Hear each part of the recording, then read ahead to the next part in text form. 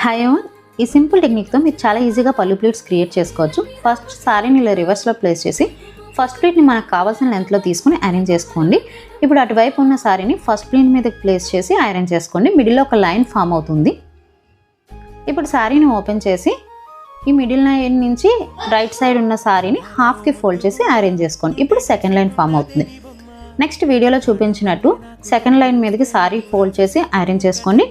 Next సారీని 2 folds చేసుకొని middle line వరకు iron చేసుకోండి.